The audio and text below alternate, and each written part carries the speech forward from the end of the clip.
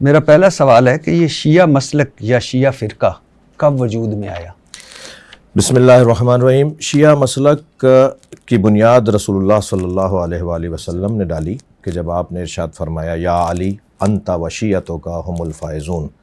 80 حدیثیں میں نے علماء اہل سنت کی کتابوں سے جمع کی تھیں، اور اب تو بہت بڑی تعداد میں علماء اہل سنت نے اس موضوع پر کام کیا ہے، کتابیں لکھ ڈالی ہیں۔ خاص طور پہ ابھی پچھلے دنوں جو پنڈی اسلام آباد کے ایک بزرگ عالم دین نے کتاب لکھی ہے کہ اہل سنت حدیثوں کی کتابوں میں، احادیث کتب اہل سنت میں، کتب احادیث اہل سنت میں شیعہ روات، شیعہ راوی جو نبی مکرم سے روایت لیتے ہیں، سرکار دو جہاں سے حدیث سنتے ہیں اور وہ پھر اس کو نقل کرتے ہیں، اور جس حدیث کا راوی شیعہ ہے اور وہ نبی سے سن رہا ہے تو اس کا مطلب ہے کہ یہ لفظ شیعہ، اس کی شناخت، اس کا عنوان، اس کی پہچان بے حیثیت شیعہ وہ رسول اللہ کے زمانے سے تھی اور مولا علی کے زمانے سے تھی۔ تو میرا ہی نہیں بلکہ ہمارے تعلیمات کا یہ دعویٰ ہے کہ شیعہ عنوان جو ہے وہ نبی کے زمانے سے ہے۔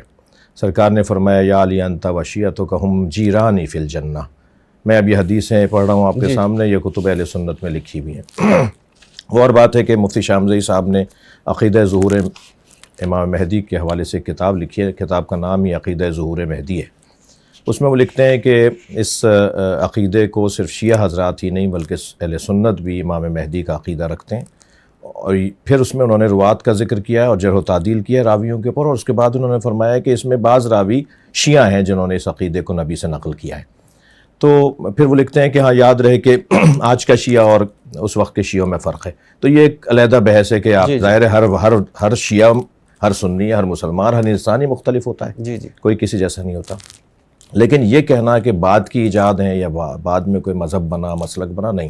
ہمارا دعویٰ ہے کہ سب سے پہلا عنوان ایک اچھا مسلمان، ایک بہترین اسلام کی تصویر تشیع ہے۔